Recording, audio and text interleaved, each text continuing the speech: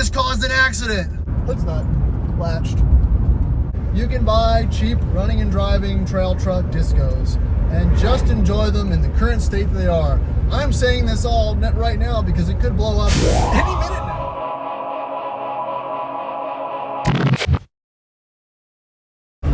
Welcome back to the Addicted Motors YouTube channel. My name is Troy and I went for a drive and I opened Facebook Marketplace and now I have to go try to buy a D1. Stay tuned, I gotta go home and get things, and yeah, let's do this. Happy Saturday. All right, let's see how this goes. Well, as you might assume, I'm in my new 1999 Disco 1. It's got 150,000 miles, as they all do. And interesting story, the gentleman that I bought it from doesn't speak much English. He bought it from a dealer auction this morning, drove it down from Woodbridge, Virginia. So it runs great. Obviously there's oil and stuff all over the engine, but it runs smooth. Let's see, the AC is working, the radio's not working, and we're gonna take it about 20 minutes back to the shop. So we'll see how she survives. So this one was pretty cheap, which is appropriate. It was appropriately priced for what it is. It's a slick top, which is nice, but it's a D1, so there is some rust. There's some body rust, a little bit of frame rust, nothing that's not repairable, but obviously things we can overlook for the price point. This seat doesn't really move in the proper direction, but I don't know. It seems to be fairly functional. It's not overheating. It's running smooth. It's a 99, so it's a last year 4-liter GEMS V8. And yeah, this is what it's all about, guys. Sometimes you can buy cheap running and driving trail truck discos and just enjoy them in the current state they are.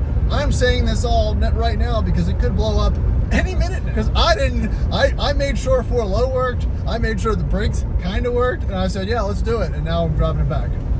And I'm looking around, it's even had an oil change semi-recently that still has a couple thousand miles on. I didn't check the oil level. I didn't check the coolant level. Probably should have done those things, but I didn't because I'm getting, complacent in my old age, I guess. I don't know. This headliner's flapping around the wind a little bit, but don't worry, I have the tool to fix this in the Freelander from my recent fix, so I'm not concerned about these minor details at all. So, I can't find the seatbelt clicker, so today we die like men, and we are going to, like always, go out in open waters, onto the highway. Let's do it. The suspension feels very nice, actually. It's always the bad ones that drive nice, or the rusty ones. I don't know if you can hear me. And we're off. We're doing 50. Close these windows. Yeah, and the windows work too. We're going the speed limit. Turn that AC back on. Oh yeah. Oh yeah. It actually drives very nice. Again, I've said it many times. A disco or a classic on street tires or whatever is always a reminder of how reasonable these things are in stock form. And, it's pretty nice to feel that. Hello, officer. Getting passed by the police. Nothing to see here. We're just enjoying our lovely junky disco. Other things to note, the speedometer works. The odometer, oh shit, the hood's not. Oh shit. Hood's not latched. Mike probably thinks it's exploding. Could be worse.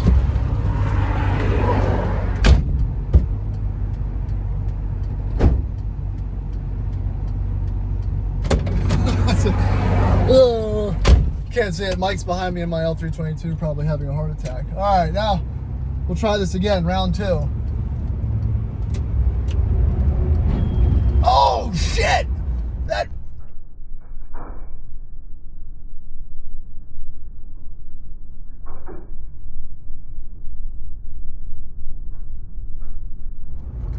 Oh no!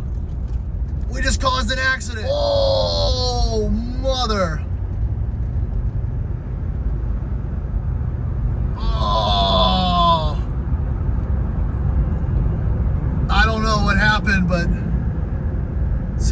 bumper's gone. Oh, what is happening here? Jesus Christ. Oh man, that wasn't my fault. We did nothing wrong. I don't know what happened. That driver swerved into the pickup truck or into the 18-wheeler somehow, and he just nailed her. Holy crap. Yeah, that was a real accident right in front of me. So we've almost made it back. We've almost crashed. We almost lost the hood, and we're just gonna keep going. I'm gonna stop filming. We're just gonna let this one ride. Okay, so we're off the highway now, which is probably good. I haven't looked through any of this, but we got some black ice. I have a cell phone holder. Not a whole lot of other goodies. Oh, this is probably from the previous owner. Tow bar, Fairfax. It's even got registration and stuff on there, but no major goodies besides that. Oh, that's broken. Okay. All right. It's all good. See if we can survive this stretch of highway. And let me reiterate, it's driving super smooth. I think it has some pretty decent road tires on it, but there's no diff whine or anything like that. Again, I like to profess my enjoyment of an automatic classic or disco over a manual. I just think it suits the driving experience much better. And I say that as a person who's owned 4 or so manual D1. So I feel like I'm a little bit of an authority on that. The R380, it's just a kind of a sloppy transmission and just doesn't do things that I like. A relaxed driving experience. Yeah, you get a little bit of a higher ratio on the highway and a little lower ratio off-road, but for just cruising around town and doing a little bit off-road things here and there, the automatic is definitely. It's also, I think, a lot less lash on the drivetrain, a lot less strain, going in and out of gear. It's better on your U-joints and whatnot for longevity's sake. So it's kind of where I'm at with that one. Yeah, the interior is not a terrible place to be. It has the original radio. There's no power to it. I might be able to bring that back to life. I don't think there's any books, so a code might be hard to find. A little bit of wood trim, but I've got all the trim pieces. I've got so many disco parts that it's unbelievable. Check engine light. Again, doesn't have a mist or anything like that. Anti-lock light, of course. All OBD2 era D1s have that, but no sunroofs. A little bit of a headliner sag. It's all there, guys. This is fine. This is wonderful. It's a good day to be a D1 owner. Okay, so they did a really poor job of showcasing it while I was negotiating with the previous owner who owned it for less than 3 hours. Here it is, the 99 SD. It's black. I kind of thought it was green, but it's black. Street tires, and it's just puttering along. You've got some rocker rust and normal stuff like that, but everything else seems okay. I might have to do a little welding on the frame and whatnot, but it seems honest. It's not pissing anything outrageous.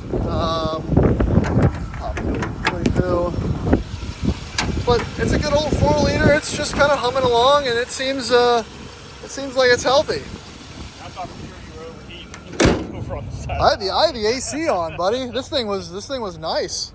Yeah, it drives awesome, actually. There's not even any like diff whine. I'm sure all the fluids are low, so you can see it leaking everywhere. But it's gonna need a few things. But it's a complete truck. All the doors open, windows work. It's fairly clean inside.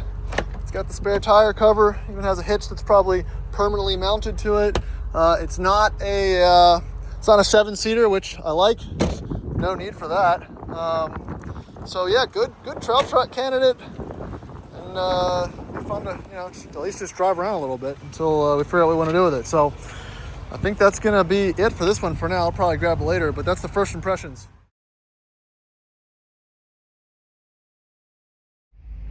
So a little bit of follow-up for the new cheap rusty black 99 D1.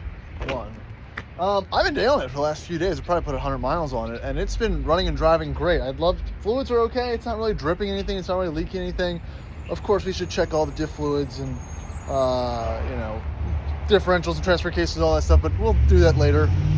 Nothing's fallen off the bottom, so that is an improvement. There are a few little, twiggly little D1 issues. I don't have rear tail lights unless I turn the rear fog lights on, and I don't have interior dash lights, so that indicates to me that the turn signal switch has failed in some way or the other. The headlight switch. I do have headlights, I do have high beams, but just no tail lights. Still haven't really played with the radio. The wipers also don't work because of, I don't know, the fuse keeps blowing, so maybe it's a bad ground or a bad motor. But other than those kind of two very minor things, which we already got a switch for the stock, but it's a very normal car to drive. It's very quiet.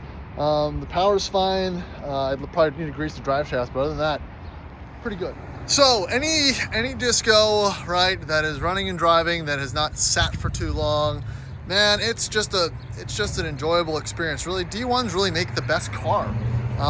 They do a great job of just being kind of small, compact, useful, and just a decent little bit of driving experience for this type of city environment also, because it's bouncy, it fits into small things, it doesn't mind a couple potholes here and there, and it just works.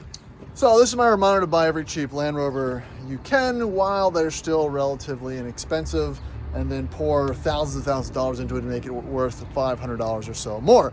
If you're interested in this one, I'm going to drive around for a bit. Everything's always for sale, so let me know. I'm sure we've got some interesting bits we can throw in with it, or lift it if you want a trail truck for wintergreen, but that's not really here nor there. So my name is Troy. I'll catch you on the next video. Please like and subscribe. Check me out on YouTube, and catch you on the next video.